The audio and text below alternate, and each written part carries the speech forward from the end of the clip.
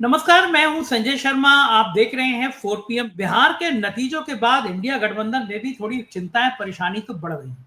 थोड़ी के ज्यादा बढ़ गई हैं। कोई रणनीति तय नहीं कर पा रहा कि होना क्या चाहिए।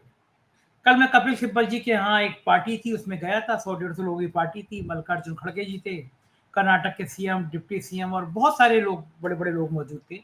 तो उस मीटिंग के अंदर भी, उस कार्यक्रम के अंदर भी चर्चा ये थी कि अब रणनीति क्या अपनानी चाहिए, कि जिस तरह चुनाव आयोग सारे नियम कायदों को ताक पर रख रहा है। कपिल सिब्बल जी ने तो कहा कि जिस तरह से ट्रेनों के फोटो आए हैं कि ट्रेन भर भर के एक राज्य का मुख्यमंत्री भेज रहा है, वो तो चुनाव आयोग का सीधा उल्लंघन है। एकदम चुनाव रद्द किए जाने चाहिए। लेकिन बड़ा सवाल ये कि अगर ये सुप्रीम कोर्ट तक जाएगा मामला, तो क्या सुप्रीम कोर्ट सुनेगा ये बात? और बिहार में क्या नीतीश कुमार शिंदे बन जाएंगे या शपथ ले रहे होंगे अगले 24-48 घंटे में? दैनिक भास्कर के राजनीतिक संपादक केपी मलिक जी से मैंने बातचीत की है तमाम राजनीति के मुद्दों पर। आपको लेके चलता हूं। चैनल को सब्सक्राइब करिए, ज्वाइन करिए, सुनते हैं क्या कह रहे हैं। केपी मलिक सर, बहुत बहुत स्वागत है आपका 4 पीएम न्यूज नेटवर्क में। जी धन्यवाद संजय जी। बारात आ गई, दूल्हे का पता ही नहीं है। बिहार में चुनाव जीत गए, बम बम हो गया, लेकिन दूल्हा कौन बनेगा तय नहीं हो पा रहा। नीतीश या कोई और? तरह तरह की चर्चाएं। नीतीश चिराग पासवान को गले लगा रहे हैं। तेजस्वी यादव के घर पे कुछ लड़ाइयां चल रही हैं। बहन छोड़ गई घर पे। तेजस्वी यादव की पार्टी के लोग कह रहे हैं कि सामूहिक इस्तीफा दे दो। बिहार का चुनाव खत्म हो गया, राजनीति बिहार की खत्म नहीं हो रही। क्या सूचनाएं आपके पास? नीतीश बाबू बनेंगे मुख्यमंत्री, नहीं बनेंगे, या नीतीश के संग कर दिया खेला? आप पहले कह रहे थे शिंदे बना देंगे, कहीं ऐसा नहीं शिंदे बन जाएंगे और नीतीश के नाम पर वोट पड़ा है, इसमें कोई दो राय नहीं। बीजेपी इतना जोखिम उठा पाएगी? 4-4, 5-5 बार नीतीश को मनाया प्रधानमंत्री ने जाके। क्या लग रहा है आपको? संजय जी, इसमें कोई दो राय नहीं है कि नीतीश कुमार आज भी बिहार के सर्वदलीय और सर्वमान्य नेता है। उनसे बड़ा नेता बिहार में कोई है नहीं, साफ छवि के नेता है। लेकिन भारतीय जनता पार्टी तो अपनी हरकतों से बाज आती नहीं, ये भी आप जानते हैं। भारतीय जनता पार्टी के तथाकथित चाणक्य ने पहले ही कह दिया था कि मुख्यमंत्री कौन होगा ये विधायक दल के लोग चुनेंगे। तो विधायक दल की आज मीटिंग होने वाली थी जनता दल की, वो तो हुई नहीं है। भारतीय जनता पार्टी वाले सूची बना रहे हैं कौन कौन मंत्री बनेंगे, कौन मुख्यमंत्री बनेगा, क्योंकि वो तो मान के चल रहे हैं कि पर्ची वाला मुख्यमंत्री बनेगा भाजपा का। लेकिन क्या नीतीश कुमार जो है वसुंधरा राजे की तरह पर्ची निकालेंगे? ये बात भी सोचने वाली है। दूसरी बात जो आपने कहा है कि महागठबंधन हो या लालू यादव के परिवार में जिस प्रकार से मतभेद उभर के आ रहे हैं, तो ये जल्दी मतभेद आ गए हैं, थोड़े दिन बाद होते तो अच्छे। ये हताशा दर्शाता है। और हमारे गांव की भाषा में इसको ये कहते हैं कि टोटे में लड़ाई होती है। मतलब जो नुकसान आपका हो जाता है किसी उसमें, तो आपके घर में लड़ाइयां हो जाती है। तो टोटा आ गया, तो इसमें आपको संभलने की आवश्यकता है और इसमें हमें अपना आकलन करने की आवश्यकता है कि हमारी हार क्यों हुई है। इसमें कोई दो राय नहीं है कि भारतीय जनता पार्टी जिस प्रकार से श्याम दाम दंडभेद कर रही है, उसके सामने इस तरह की चीजें होना कोई बहुत बड़ी बात नहीं है। लेकिन ये पीक पे हो गई है, बहुत बड़ी हो गई है और इसकी अपेक्षा किसी ने नहीं की थी। चाहे वो भारतीय जनता पार्टी के लोग ही क्यों ना हो, उनको भी ऐसी आशा नहीं थी कि 200 के पार चले जाएंगे। तो इसलिए इस पे क्या है कि अभी महागठबंधन में भी मंथन शुरू हो गया है। आज स्टालिन ने कहा है कि भाई हमें इस पे विचार करना होगा और हमें पब्लिक से कनेक्ट करना पड़ेगा, क्योंकि अगर हम पिछले 4 से 5 राज्यों को देखते हैं, चाहे महाराष्ट्र में आप देखिए, चाहे मध्य प्रदेश में देखिए, चाहे आप हरियाणा में देखिए, कि जिस प्रकार से इन्होंने महिलाओं को टारगेट किया है और कहीं लाड़की बहना, कई महिलाओं की योजनाएं इस तरह की देके जो चुनाव जीतने का एक फॉर्मूला इन्होंने बनाया है, तो हमें इस पर ध्यान देना पड़ेगा और हमें वोट चोरी और दूसरी चीजों को भी साथ में लेके चलते हुए इन मुद्दों को भी टच करना पड़ेगा जो डायरेक्ट पब्लिक से जुड़े हुए मुद्दे हैं। और दूसरी चीज हमें यह देखनी होगी कि जिस प्रकार से राहुल गांधी एक्टिव होते हैं और बीच में फिर छोड़ देते हैं, आप देखिए कि लगभग बीच में 1.5-2 महीने गायब रहे, माहौल गर्म कर दिया और अंत में जो है जब इलेक्शन के आसपास बिल्कुल आने को हो गए, तब तक आपने तेजस्वी यादव को मुख्यमंत्री घोषित ही नहीं किया। कांग्रेस ने अपना डिसीजन ही लिया। तो ये कांग्रेस की जो ढुलमुल नीति है, इस पे भी इस तरह की चर्चाएं चल रही हैं कि महागठबंधन का नेतृत्व जिस प्रकार से पहले भी कह चुकी है, ममता बनर्जी की अभी भी इच्छा है कि ममता बनर्जी को संयोजक बना दिया जाए तो क्या दिक्कत है। अगर इंडिया गठबंधन की संयोजक ममता बनर्जी बन जाती हैं और महागठबंधन को वो लीड करती हैं, तो कांग्रेस को कोई इससे बड़ा खतरा हो जाएगा, कल को वो पीएम का क्लेम कर देंगी, ऐसा तो है नहीं। वो बहुत ज्यादा हद करेंगी, बहुत ज्यादा रिकॉर्ड करेंगी, तो जितने उनके सांसद हैं वो इतनी तो बात करेंगी। कांग्रेस जितने सांसद तो उनके है नहीं।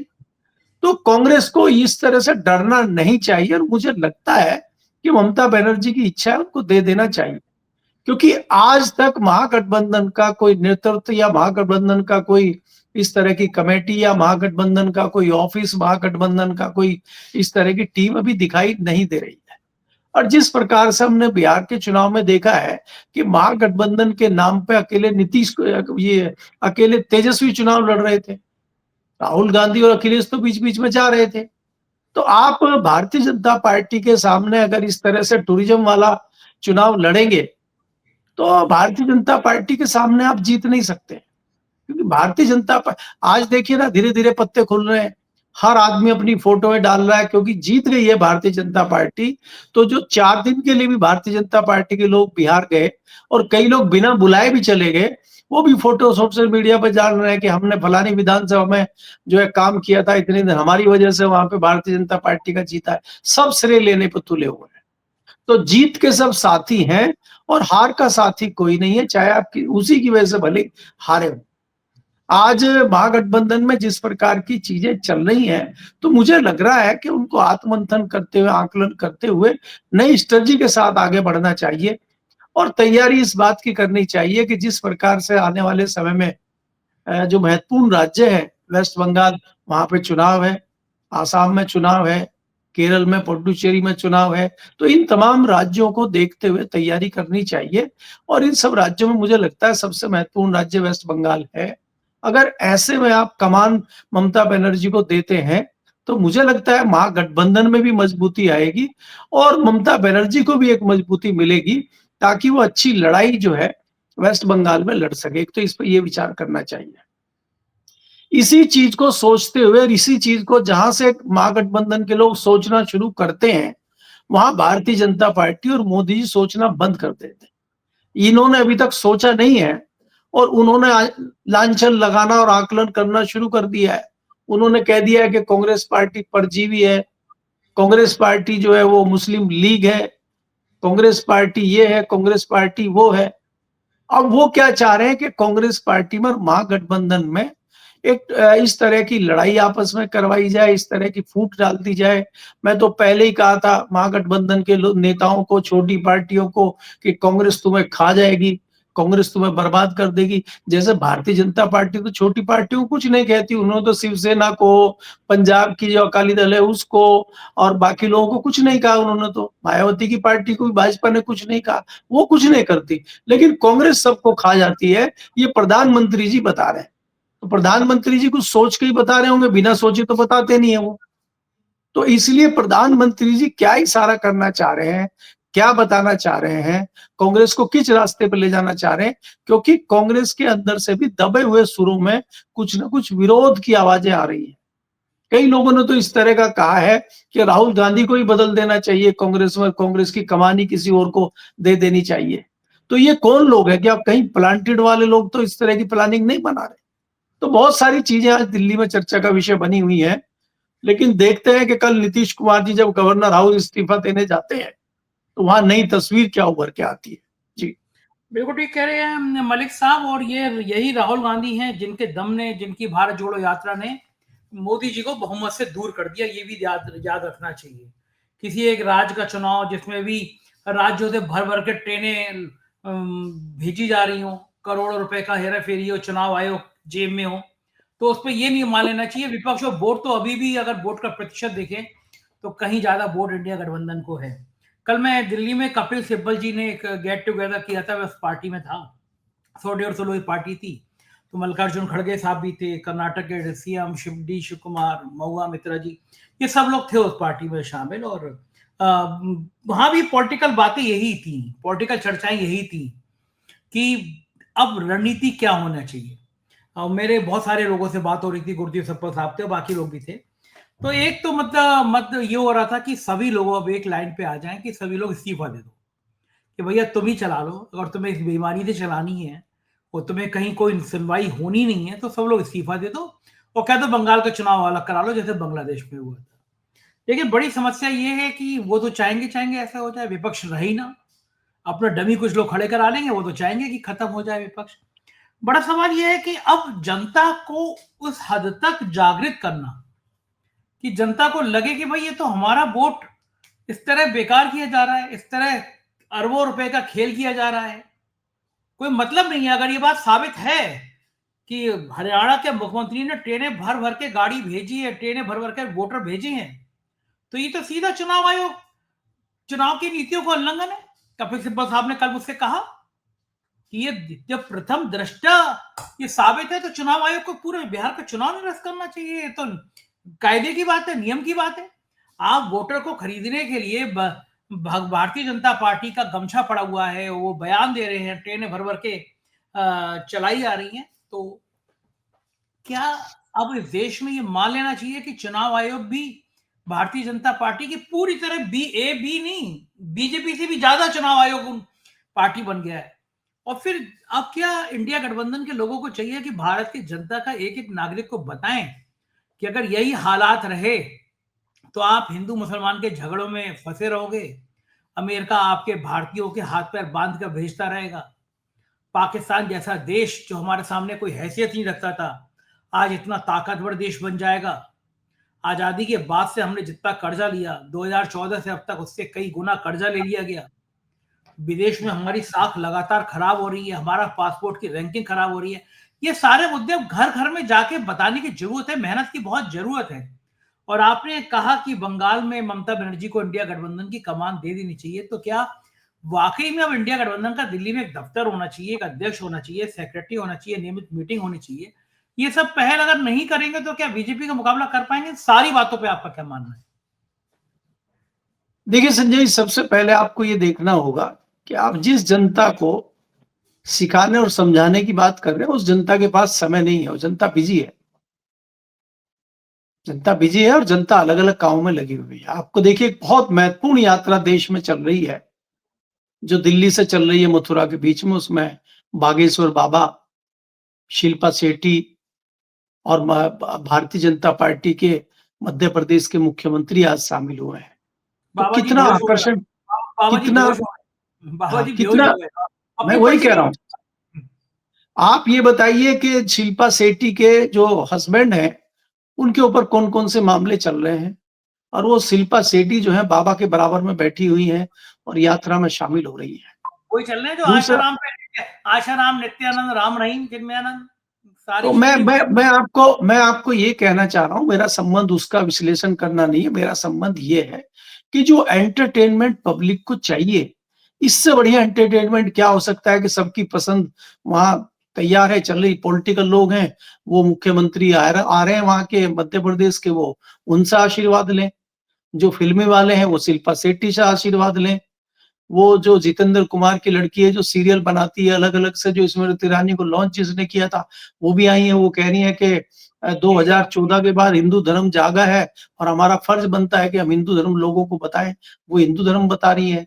तो उसके बाद जो है बाबा बागेश्वर हैं, तमाम देश के दूसरे मठाधीश हैं, तो पब्लिक तो वहाँ है बिज़ी। तो उस पब्लिक को आप कैसे समझा सकते हैं? इसके अलावा जो पब्लिक दूसरी एग्रेसिव वाली है, अगर कोई आ सकती है, वो देश के बारे में या देश की किसी समस्याओं के बारे में विचार करती है, चिंता करती है, उस तरह के लोग जुट गए थे। दिल्ली में आज भयंकर पॉल्यूशन है और आप अगर 24 घंटे बाहर खड़े होना पड़ जाए, आपको खुले में रहना पड़ जाए, तो मुझे नहीं लगता आप बेहोश हुए बिना होंगे, इतना पॉल्यूशन बाहर है। और खासकर कोई युवा गरीब जो मजबूत हैं, जैसे कोरोना में लोग बच गए थे, गांव में किसान मजबूत लोग थे, जो हमारे तरह बीमार थे, हल्के आदमी थे, उनकी तो डेथ हो गई बहुत सारों की। तो वो भले ही बाहर रह सकते हो, लेकिन खुलेआम आदमी रह नहीं सकता, इतना पॉल्यूशन दिल्ली में है। जब उसके खिलाफ कुछ युवाओं ने, कुछ लोगों ने इंडिया गेट पे आवाज उठाई, सबको तत्काल अरेस्ट करके अंदर भेजा गया और उसके 2 दिन बाद ही तो दिल्ली में फिर बम विस्फोट भी हो गया। अब अगले कुछ दिनों के बाद अगर कोई हिम्मत करेगा भी, और भाई वो देश की जो षड्यंत्र और देश की गतिविधियां इस तरह से होंगी, वहां इधर बम विस्फोट चल रहे हैं, ऐसे में कौन इकट्ठा होगा, कौन जेल जाएगा, कौन एनआईए के उसमें फंसेगा? तो सब चुपचाप अपने घर पे बैठ गए। तो आप कौन सी जनता को समझाने की बात कर रहे हैं? जनता तो जब 47 में देश आजाद हुआ, तो मेरी नॉलेज ये है कि 75 और 80,000 अंग्रेज थे। हम तो तब भी 36,000 38 करोड़ जनता थी भारत की, वो तो जागृत नहीं हुई। जागृत तो चुनिंदा लोग हुए थे। उसमें चाहे आप भगत सिंह को कहिए जागृत लोग, नेताजी सुभाष चंद्र को कहिए, महात्मा गांधी को कहिए, तमाम लोग हैं, ऐसे लोग हैं जिनका कोई नाम ही नहीं जानता, वो जागृत हुए थे। पूरा भारत तो कभी खड़ा नहीं हुआ। तो आप जिस जनता से आशा कर रहे हैं, वो जनता हुई थी ना बिहार में खड़ी, सबके अकाउंट में 10-10 हजार रुपए आ गए। कई लोगों के अकाउंट में वोटिंग से एक दिन पहले आए हैं। कई लोगों की जो बुढ़ापा पेंशन है, जो बुजुर्ग पेंशन है, वो पेंशन एक दिन पहले आई है चुनाव से। और जिनकी नहीं आई है वो दूसरे से पूछ रहे हैं, हे भैया आपकी आ गई है क्या? बोले हमारी तो नहीं आई है। हे नीतीश जी हमें भेज दिया, आपकी भी आ जाएगी कल परसों में, चलिए जरा नीतीश को दिया जाए वोट। तो नीतीश का तो निशान ही नहीं है तीर का इसमें। अरे तीर ही कमल है, कमल पर ठोकिए भाई। तो मैं कह रहा हूं कितना भी चुनाव आयोग ने किया हो, इसको तो आप नहीं नकार सकते। महिलाओं ने जिस प्रकार से वोट दिया उसको तो आप नहीं नकार सकते। और इसके नाते हम ये भी नहीं कह सकते कि चुनाव आयोग ने कुछ गड़बड़ियां नहीं की है। चुनाव आयोग ने खुलेआम पैसा बांटने की इजाजत दी है, चुनाव आयोग ने खुलेआम पैसा देने की इजाजत दी है, नहीं तो आप कैसे दे सकते हैं एक दिन पहले तक? अभी एपुस्ट खबर यह है कि 35,000 करोड़ रुपया खर्च किया गया बिहार चुनाव में। तो 35,000 रुपया खर्च करके, आप 35,000 करोड़ खर्च करके भी अगर आप चुनाव नहीं जीत पाएंगे, तो क्या फायदा आपके चुनाव लड़ने का? और उसका मुकाबला महागठबंधन करेगा। कौन सी सरकार ऐसी, वो स्टालिन की सरकार है, ममता बनर्जी की सरकार है, झारखंड की सरकार है, कौन इतना पैसा देगी? कौन लगाएंगे? यहाँ तो हेलीकॉप्टर का पैसा देना मुश्किल हो रहा है नेताओं को। तो इनसे लड़ना इतना आसान आपको नहीं है। जो और दूसरी बात आपने बहुत बढ़िया ये कही है कि अगर कोई इकट्ठा, अगर आप बाईकाट करने का या इस्तीफा देने की गलती करते हैं, तो ये अपने लोगों को खड़ा कर देंगे विपक्ष बना के। देखो आप देखिए कांग्रेस जो है कहां पहुंच गई। और ओवैसी जी की पार्टी तो एक आध और शायद जीतने वाली थी, वो तो एक गलती से हार गई। वो 1-2 सीटें गलती से हार गई ओवैसी की पार्टी। पहले भी 5 थी, अभी भी 5 है, और 2 सीटें उसकी बढ़ने वाली थी। उसको लक्की नंबर 7 मिलने वाला था, लेकिन कहीं चूक रह गई। तो वो कैसे बढ़ रही है? और आप आइए, वो एक दिन अगर वो भारतीय जनता पार्टी का विरोध करती हुई आपको दिखाई दे हाउस में, तो आप हमारा नाम बदल दीजिए। जयकारे जरूर लगाएगी भाजपा के खिलाफ, रोज उनके खिलाफ बोलेगी, करेगी कुछ नहीं। तो ऐसे लोग आ जाएंगे इनके, आप दिलवा लीजिए इस्तीफा। नीतीश कुमार के लोग भी इस्तीफा दें और तेजस्वी के लोग भी इस्तीफा दें, और वहां पे बम बम करें भाई हम। तो फिर कैसे करेंगे आप सर? तो वो इस तरह का विपक्ष भारतीय जनता पार्टी बना लेगी, चाहे वो देश की संसद हो और चाहे किसी भी राज्य की विधानसभा हो, वहां सब इस तरह का फॉर्मूला तैयार हो जाएगा। जो देश के कर्णधार अपने आप को बना रहे हैं विपक्ष के, उनको बैठ के स्ट्रेटजी तय करनी पड़ेगी और ईमानदारी से करनी पड़ेगी, क्योंकि इनमें भी कई लोग ईमानदार है नहीं संजय जी। तो इनको वो अपनी ईमानदारी बाहर लानी पड़ेगी जो अंदर छुपाए बैठे हैं। और जो दाग धब्बे इन पे लगे हुए हैं, इनको भी जो है 1-2 वॉशिंग मशीन रखनी पड़ेगी अपने यहाँ लाके धोने के लिए, जैसे भाजपा ने रखी हुई है। भाजपा के पास तो वो है जो 5 स्टार होटल में कपड़े और चदरें सफेद चकाचक हो जाती है, लेकिन आप ऐसी ना रखो, हल्के वाली रख लो, आप निरमा वॉशिंग पाउडर की रख लो, तो कुछ तो रखो धोने के लिए। तो अगर नहीं रखेंगे तो कैसे मुकाबला करेंगे आप? तो मुकाबले की रणनीति इन्हीं के पैटर्न पे आपको बनानी पड़ेगी, तब तो आप इनका मुकाबला कर सकते हैं। अन्यथा आपको ये उभरने नहीं देंगे, और इनके पास तमाम हथियार है। अभी तो ये इतने, आप देखिए ना, बाकी को छोड़ दीजिए, आज संघ उल्टा लेट गया है। संघ कह रहा हम तो कुछ नहीं हो सकता। संजय जोशी जी का पता ही नहीं है, जिनकी हम और आप इतनी पैरोकारी करते, हमने तो ऐसा उनका इतना लंबा खींच दिया था मामला। अब भाई साहब 2024 के बाद 4 राज्यों में भारतीय जनता पार्टी रिकॉर्ड बना रही है जीत के, महाराष्ट्र, दिल्ली, अब आपका बिहार जीत लिया अभी। तो आप तो रिकॉर्ड बना रहे हैं, धड़ाधड़ धड़ाधड़ धड़ाधड़। हरियाणा जीत लिया आपने, तो 4 राज्य जीत लिया आपने 24 के बाद। अब कहां से नड्डा जी को आप हटाएंगे, कैसे हटाएंगे? नड्डा जी तो बहुत लक्की है। नड्डा जी तो दुनिया के सबसे बड़े लक्की अध्यक्ष हैं, जिनके नेतृत्व में आज तक सबसे ज्यादा चुनाव जीतने का विश्व रिकॉर्ड है इनका। तो थोड़े दिन में वो आ जाएगा, जो विश्व रिकॉर्ड बनाती है वो कंपनी अमेरिका की, गिनीज बुक में आ जाएगा इनका नाम। तो आप ही इनको क्यों हटाया जाए फिर, इतने लक्की आदमी को? भाई संजय जोशी या वसुंधरा राजे या कोई दूसरा आदमी आके कौन सा बड़ा तीर मार देगा जो नड्डा जी नहीं कर पा रहे हैं? तो नड्डा जी हमारे लिए लक्की हैं, इसलिए नड्डा जी ही रहेंगे। जिसको ऐतराज है वो आए और बताए, बताने की कोशिश की थी आरके सिंह ने, उनका इलाज हो गया जी।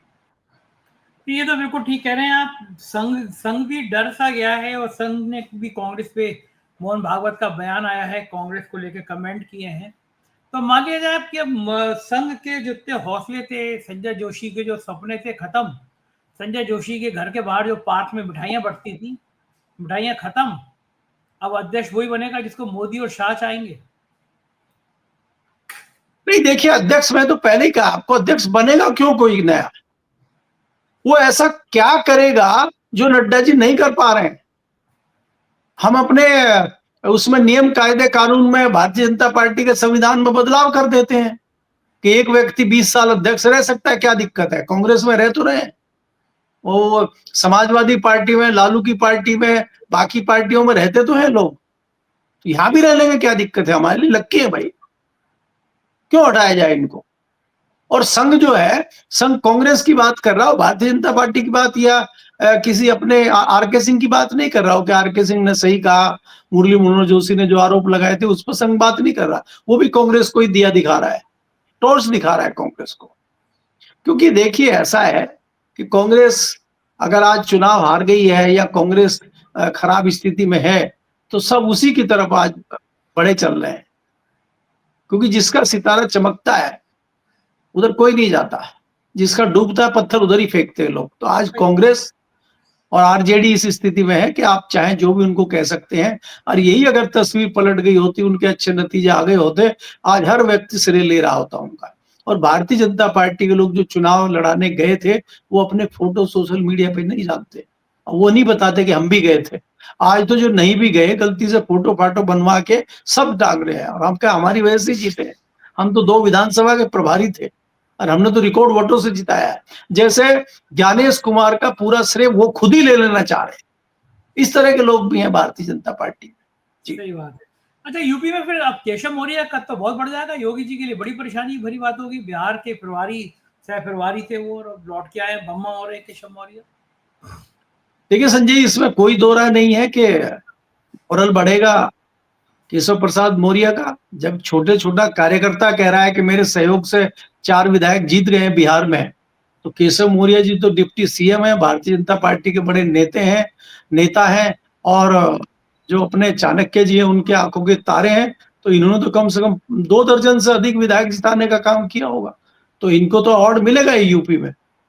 और बाबा तो परेशान होंगे ही। अब बाबा परेशान होंगे, कितना परेशान होंगे, कितनी चिंता कर रहे होंगे, अब वो तो अभी कहीं दिखा नहीं है। वो तो उनके बाबा के नजरिए में दिखेगा तो तभी बता पाएंगे। अभी तो लखनऊ में है, दिल्ली आए तो पता लग जाएगा जी। बिल्कुल ठीक बात, बिल्कुल सही कह रहे हैं। बहुत बहुत शुक्रिया मलिक साहब, आपने इतनी बढ़िया बढ़िया बातें बताई, आज मजा आ गया। Thank you. ये देखिए मलिक जी, पूरी बातचीत आपने सुनी, कैसी लगी बातचीत बताइएगा जरूर। Thank you.